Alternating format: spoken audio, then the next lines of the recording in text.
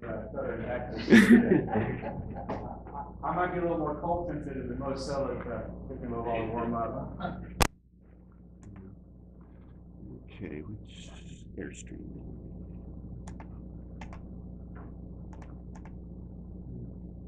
When I started physics, I had no idea I would end up in farming. But actually, that's the road I took. I was a real quick background. I was studying physics, fusion energy research at UCLA as a grad student, and there was a lot of funding in the 80s at the time, and then towards the end of the 80s, the funding dried up as the politicians realized there wasn't going to be a solution right away in their, at least in their term. Oh, I didn't even have the microphone. Okay. Hopefully it's working. At least you don't hear my teeth chattering. Can you hear me now? Yeah. Okay, good. So anyway, I jumped ship on physics and went into a passion of mine, which was growing or gardening, and that led me to greenhouses, kind of actually getting some use out of my physics. So this, actually this picture is taken at a nursery in Delaware where these flowering plants were just plugs 23 days prior from from the beginning of February to the beginning of March. So that's a pretty rapid development. And in this particular structure, we had intake fans there that were not insect protected, because this nursery had their own spray program and so on. They didn't care if insects came in or not. That was just going to be their normal production here. But anyway, my point is that in this greenhouse, which obviously doesn't have any framing, that's just a cover, the air flows through the greenhouse at a rate that really maximizes photosynthesis. There's a number of reasons for that, and I can get into a little bit. But what are the dimensions?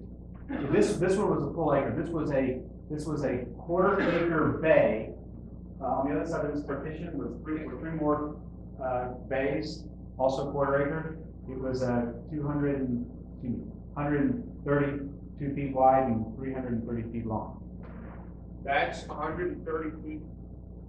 No, this is 32 feet here that you're seeing wide, and 300. Well, what this plus what's behind the camera is 330 feet long. That's it's a 1/4 acre section of a 1/4 acre greenhouse. This is dating back to the year that I started developing this, which is, this is 2006. I was up in a little town called Ranchita, up above Borrego Springs in the San Diego County area, which is great for developing a wind-assisted air-supported greenhouse, because it's like a wind tunnel. We had winds going 40 miles an hour on a regular basis, and occasionally 80 miles an hour. So it was a good place for me to test, in a practical way, this kind of structure. The invention itself is to take the wind from whatever direction the wind is coming from. In this case, it was coming from the desert, which is over here. So we have what's called a Santa Ana wind blowing into the intake. This particular intake was my first test, which was doors that only open inward into the upper half of the tower here. So the doors on the upwind side are open, the doors on the back side are closed. So the pressure from the wind gets directed down into this conduit-like section into fans that ultimately directed that airflow all the way out through a door exhaust at the other end. This was my crude rudimentary 4-mil plastic, double-coated 4-mil plastic, which if anybody in the greenhouse industry knows, that's just a little bit stronger than paper. Good way to test where all my weak points were.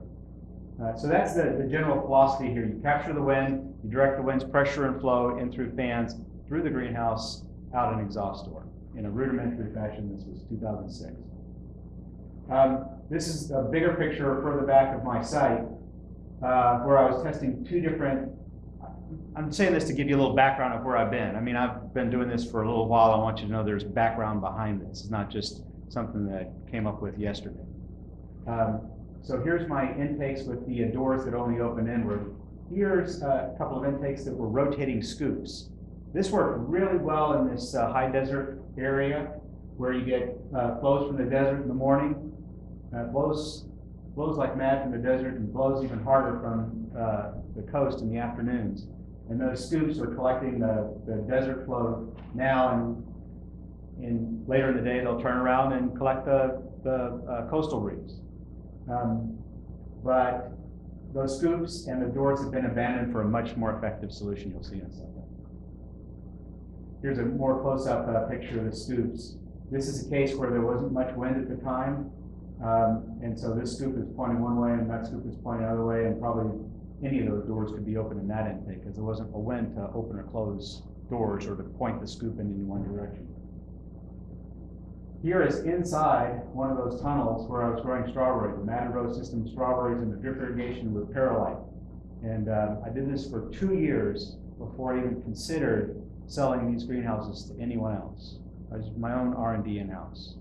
And one of the things that I learned is that strawberries, which are perennials, can actually grow better and stronger and produce more and more from year to year rather than less and less.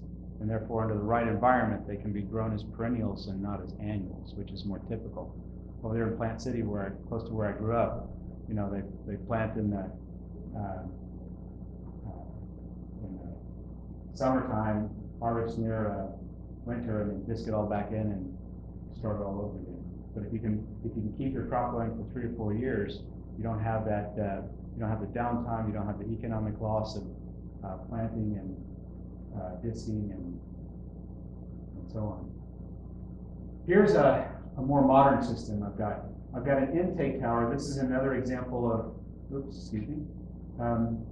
Here's another example of a 1 acre structure with 1 intake tower per 1/4 acre bay. Those intake towers, instead of being either doors or scoops that point into the wind, it's flaps that are just inside these intake towers.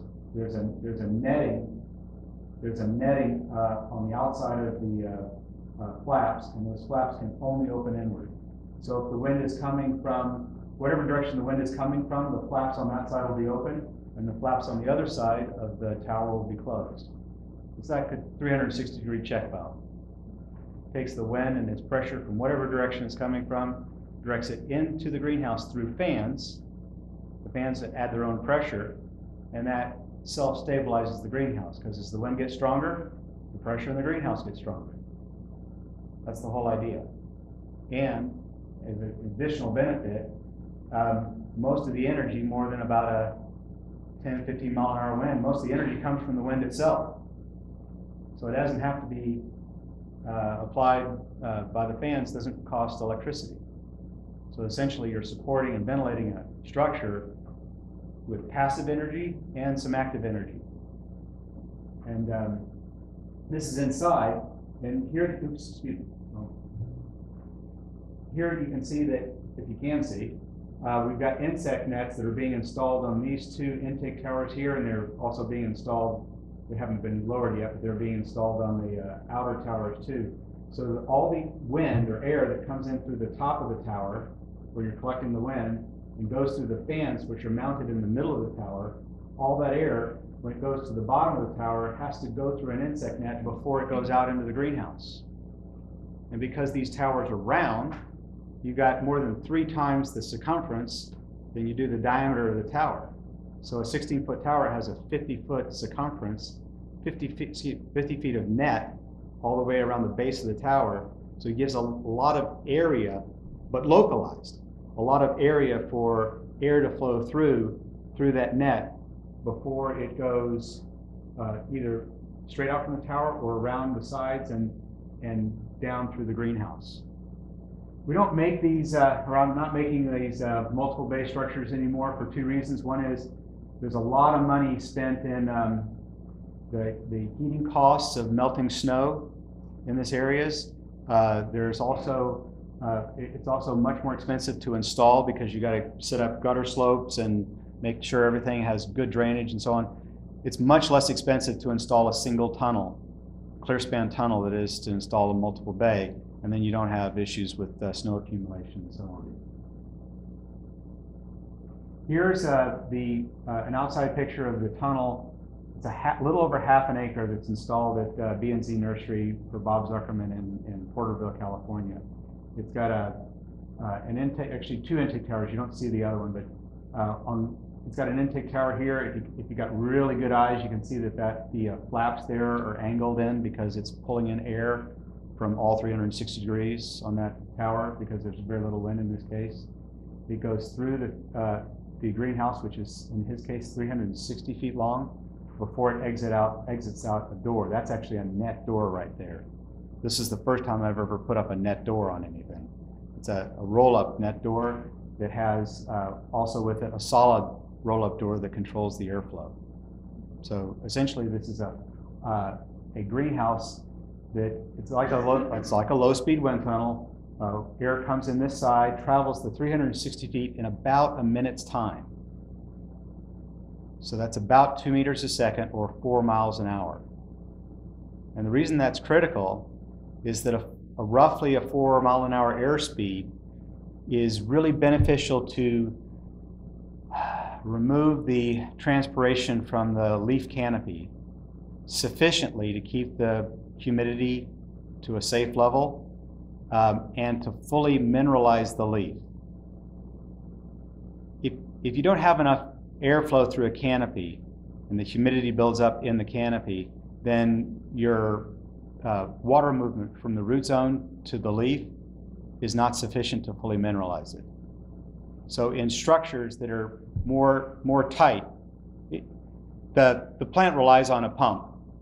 The minerals don't diffuse to the leaf. They have to be transported with, translocated with the flow of water to the leaf, and it has to go somewhere. The water has to go somewhere. So in this case, when you have leaves in that airflow, these leaves are fully mineralized by the airflow, but the airflow is never excessive. In other words, it's not maybe 10, 20 miles an hour like you might have outside, so these leaves never go into water stress. Ultimately, that helps photosynthesis and helps production. Here's the insect nets in the B&Z Nursery underneath the 2 intake areas. These are fully enclosed insect nets, sealed at the seam, sealed at the top, and buried in the bottom, a foot, so that solids can't get in. This is the exhaust door. Before we put up any doors, the door frame here is large enough to not only drive a car through, to drive a dump truck through. It's 16 feet wide, 12 feet wide and 16 feet high. There the door is we're installing our first roll-up net door. The roll-up net door is here. The solid door is here. That net door goes up and down. Well, it's primarily closed, and when you need to bring in personnel or equipment, it's open momentarily, set on a timer, so it can't be open more than 2 minutes, but it can be opened and then closed immediately by personnel that come in, or if they forget to close it, it'll close in 2 minutes by itself. And then this solid door here goes up and down to control the airflow and control temperature. So as your need for cooling, say, increases from a cold morning to a warm morning, this door automatically rolls up by temperature control, and if you want it to, whatever set point you want it to close at that temperature, or when the temperature gets below that set point, the door will start to close until it's at a point where you have minimum ventilation. In other words, you can set this for a minimum ventilation to allow just enough airflow through to keep humidities at a safe level. But otherwise it's temperature controlled.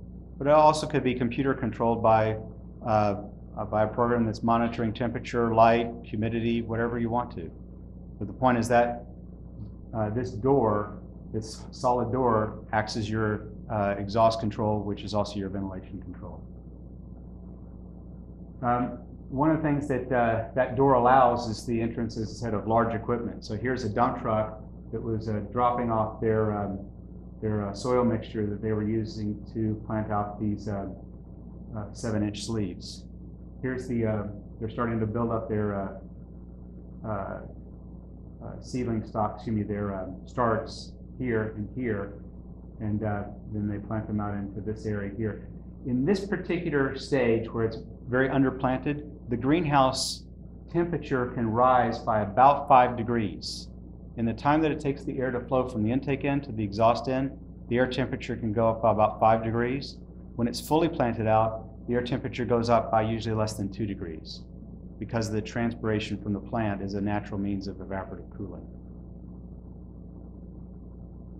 And here it is, all planted out, well, almost all planted out, where they've taken, in this area, most of their starts and planted them into this production area of the 7-inch sleeves, and we'll be finishing this area here. It might already be done for production. One of the points that was made for me by Leonard Massey, the manager of the site, is that this area in here, and I'll mess up the name of that variety. That variety right here is very susceptible to transplant shock. It gets sun scald and shows a delay in growth, delay in root growth after transplant. And what I was told just yesterday is that not only was there no sun scald, there was no startup delay from the plug stage, from the start stage to the planted out stage in the 4 weeks that they've been growing this. And again, I attribute it to the airflow because, as I said, the airflow helps to control transpiration, make sure that the transpiration is never excessive but always sufficient to fully mineralize, and ultimately that helps to produce the highest levels of photosynthesis possible. Because when you're not limited by light or water or mineral or carbon dioxide, you get the most photosynthesis, as most of you probably already know. And that's the last slide. But if anybody has any questions, I'll be glad to answer. Yes. In none of the photos that you've shown, have you shown any of the fan systems? Oh, yeah, I do have photos on my computer of the fan systems. They're mounted up here. There's multiple fans. There's 4 fans in each of these towers. They're all speed controlled. Like how many CFM are you having? Oh, that's a good question. Yeah. Well, to produce that airflow of roughly 1 air exchange a minute, so the entire 360-foot run in 1 minute, it's about 100 CFM per tower, so 200 CFM in a half-acre unit. How high is it? 25 feet. 25 feet? 66 feet wide, 360 feet long. Yes. It's collapsing, you don't have things for sometimes. Well, no, because the fans are sufficient to produce that same ventilation 24 hours a day without wind. And we have a backup generator, so if the utility ever goes out, the backup generator automatically kicks in. Percentages of knowing, can you tell us about the cost factor? Yeah, this particular structure was just over $3 a square foot installed. As part of a double system, he's purchased this and an adjacent system that's being installed in the next couple of months. Essentially 1 acre for about $3 a square foot installed. There's a question in the back. My question was, the one slide said it is expensive to install, which you just can for $100 amount, but you also said to maintain. Now, I'm assuming most of the stuff, we live in California where you've got a wind all the time, but that's not electric or. Well, actually, in the Central Valley, there's not a lot of wind all the time. It's 5 miles an hour, maybe 10 occasionally, so it's not really that heavy. In the town of Ranchito, where I was, there's a lot of wind all the time, one direction or the other. The cost of maintaining an acre, the electric cost of maintaining an acre is about $5,000 to say $8,000 at our electric costs, which are 16 cents a kilowatt hour. It's kind of high. Is that annually or is that? Annually for 1 acre. Okay. So $5,000 to $8,000 per acre at 16 cents a kilowatt hour, depending on what you're growing. If your need for ventilation is more constant, and my recommendation to most people is ventilate more than you think you would want to, because at the low cost of operating those fans, the benefit to the plant of the ventilation is much greater than the cost of the electricity. What's your life expectancy of the structure? The plastic has a 6-year life, but that can be covered 3 times within the life of the structure, more than 3 times. Yes. Let's not talk a bit about this and get some information on this, resistance to storm damage. Yeah, the material that we use is particularly beneficial for plant production, not only because it's strong and can support the structures that might be here with an 80 or 100 mile an hour wind, but it's a diffusive material. It lets about 85% of the light through, but when it lets the light through, it forward scatters it. And the forward scattering reduces shadow. If I were to hold my hand up like this in the greenhouse, I wouldn't see a shadow on my lower. It's just like the lower leaf and a leaf canopy. It's getting more fully photosynthetic light. This leaf might be getting 3 or 4 times the light that it needs, beyond saturation with respect to light levels. But this leaf, if it's shaded, will be getting maybe a quarter or a third of the light that it could use. But if you get light coming in from various directions, various angles, and you get maybe 30% or 40% of the sun's light on this lower leaf, then it can be fully photosynthetic. As long as it gets enough airflow to create the transpiration necessary to pump minerals into the leaf, which is another thing. You need to have air movement through the canopy. You have air movement through the canopy to remove the humidity, to replace the carbon dioxide that's being taken up by the leaf canopy, and full mineralization through the transpiration process. I think we start with about this. What's that now? I think we start with. Well, I certainly wouldn't put it up against the category 4 corrugated at 150 miles an hour, but it wouldn't be so much because of the strength of the system, but because of flying debris. This material right here is strong enough, and the intake towers and so on are strong enough, so that 100 mile an hour wind is only 25% of their tensile strengths in their capacity. But much more than 100 mile an hour wind, things start flying. I grew up in Tampa, Florida, where my neighbor's roof as a kid blew off into our roof. Okay, sidewalk. Fortunately, nobody got hurt. The point is, you drop a house on somebody, nothing gets squashed. Yes. I know you've got a backup generator, let's say in the event of a fan failure. I'm assuming the weight of that structure would be enough to crush whatever's under it. No. That's that. Oh no, the plastic. It's it's like 8 mil plastic. So I can stand on it and hold it up myself. It takes about 10 minutes to come down, but when we did this installation, we attached the sides first, and then the edge, then the ends. The towers go on last. I have people walk down here underneath the plastic, hold it up to kind of relieve some of the stress, so that there's and kind of even the length of plastic as they go to attach it to the towers. Because you can't just go from the ground right to the tower. There's just not enough plastic to do that. If there were enough plastic, then it would inflate it to do this as part of the tower. So the point is, if I have people walking underneath, it doesn't hurt people, plants, it's lightweight. You just make the one size, or do you have multiple sizes? What are your? Well, ultimately, our standard widest width is 66 feet, 20 meters. I started with 10 meters by 100 meters.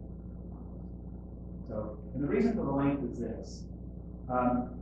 From a physics point of view, to get rid of the heat that affects this area, you need a certain amount of air exchange, or a certain amount of you need to exchange a certain height of air every minute. It's roughly 10, 12 feet a minute gives you a stable temperature. If you exchange that much air in the greenhouse a minute, you're getting rid of the heat from the sun with a mild temperature increase. Instead of about 5 degrees. This isn't planted out. Your temperature goes up by about 5 degrees Fahrenheit when you get into that kind of volume machine. The reason for the length of the run of 100 meters is because I want an airspeed that's optimal for plant growth, a velocity. It's not just the CFM or the number of air exchanges per minute. I want an air speed that keeps the transpiration ideal for full mineralization and not excessive, and gives me the most photosynthesis. There's very little research in that topic. And I read a few research papers on it, and depending on the plant, 4 to 5 miles an hour is a pretty ideal speed for maximum photosynthesis. I created the length of these tunnels to be in line with that air exchange needed for heat removal to be sufficient to create that air speed. If I were to shorten this and cut the, if I were to cut it the length in half and reduce the air flow in half to make it the same air exchanges per square foot, to the same ventilation per square foot, the same number of air exchanges per minute. The problem with that is I wouldn't have the full air speed. I'd have half the air speed.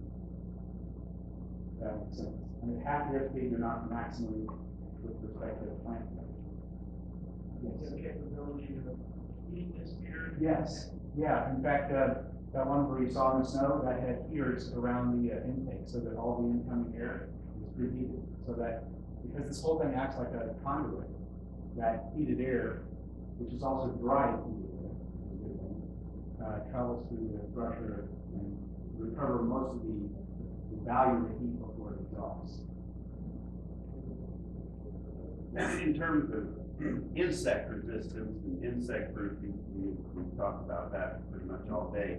And one of the things, and maybe you can elaborate, but one thing Bob said was that I think he said that USDA had been out and inspected it for insect resistance and that it would meet the standards for psyllid resistance. And I know the first thing when you see a big door like that, you're thinking insect resistance, you think, wow, how can that be? But can you talk a little bit about that? That's a good question. Right about where that car is, we had 2 people from the USDA and 3 people from the CDFA come out, and the federal inspector for the USDA, I think his name is Mike Hennessy, guy with a long ponytail, was standing right here, and the owner, Bob Zuckerman, was just in here in this area right here, and Bob was saying something to him, and Mike says, "I can't hear you. I'm standing in the wind tunnel." And Bob comes over with a dollar bill. I kind of thought this was a metaphor for buying the certification. Anyway,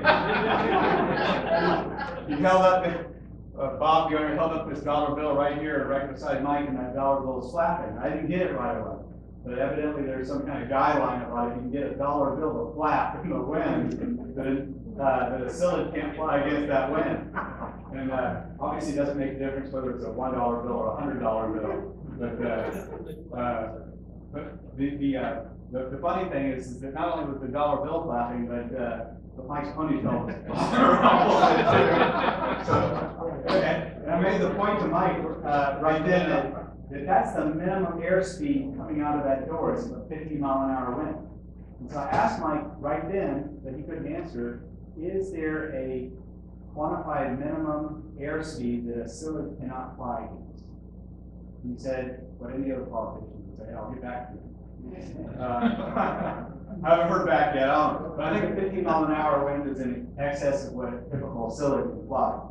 I haven't met one on scared of that, but 50 miles an hour is the minimum airspeed that goes out that exhaust door, even as big as it is. Well, and when I was out there looking at the positive pressure greenhouse a year ago with Leonard, and I would describe it to these guys when I came back, the airflow coming out the end, if you held your hand up to it, it felt about like if you had your air conditioner turned on medium or something about that. That's the greenhouse that they had up last year. Right. So this is and that is supposedly enough to, if there is a breach or anything, to keep the psyllid out. This is like 3 or 4 times that. This reminds me of back in Indianapolis, the RCA dome, which was an inflated dome, and when you left the game, you walked out the door and it blew you out. Right. Yeah. Similar idea. The difference in this structure and that structure is that this structure uses the wind as part of ventilation,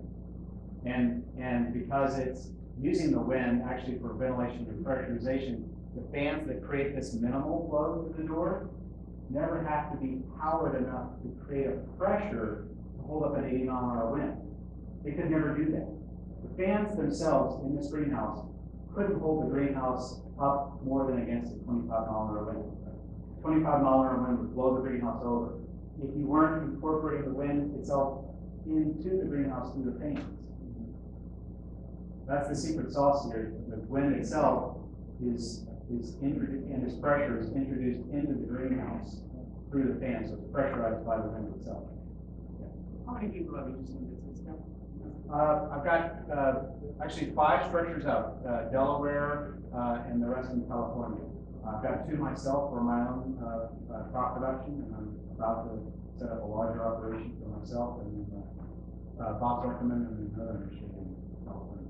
Can you use solar and energy for the bank? Yes, you can, but I was just telling, Nate back there is that, you know, if you use solar energy for this, you got an 8-year return on investment for your solar energy versus a 1-year return on investment for your greenhouse. I'm not gonna put that in another greenhouse and get it back a little sooner. David, you mentioned, and Dennis asked about heating, but now, what about when it's in August and we're averaging 100 degrees every day down here? What's the temperature going to be? 100 degrees. Yeah, and just in Porterville, it's 100 degrees. So for instance, in too. our screen house that we have right now, the hottest screen house for, on the hottest days, it will maybe for an hour, if it's 100 degrees outside, it could be 115 in there for maybe an hour, 110 or 12. Yeah, it's because of lack of air exchange. So, but in here, in the same, it's gonna be much less. Right, right. In fact, to that point, the reason that I came up with these structures, to work on these structures to begin with, is I was trying to bridge the gap between the very expensive controlled environment with most greenhouses and field growing. I've been growing field salad greens up in the Salinas Valley for a number of years, thousands of crop acres. And before that, I developed a really high-tech greenhouses that nobody could afford it for that same salad green, except for, you know, some very special markets that I had. And the point is that it dawned on me after having both those experiences that if you could create a controlled environment that's economical enough to put on a field crop, you had something. And then if you can add some protection in that too, you really had something. And so that's why I focused on this, and that's why I designed all the airflow and the links and everything to produce what's an ideal protected growing environment. And the greenhouse that Bob has, which is the positive pressure that Mark was talking about, is over in this direction over here. It is a double wall polycarbonate greenhouse. It's about $15 or $20 a square foot, which is why you couldn't afford it for this production area. It's way too expensive. And we right now have to shade it about 50% with an aluminate product. Okay? And the reason, and that's okay, it's expensive. It's expensive. Aluminate is expensive, but the other thing is that it really can, at 50%, it can really start to reduce your photosynthesis. Okay? And this greenhouse, as I said, is 85% transmitting. Okay? And it's diffusive. And with it fully planted out, it's within 2 degrees of the outside temperature. And as Leonard told me, the workers that are in here with this much brighter greenhouse than his Budwood greenhouse, they're working there all day now. Now that it's fully planted out, 100 degrees outside, it's comfortable inside. Yeah, I just want to make sure, so you're saying the vents to the top are pretty well set? And I didn't really answer the other question.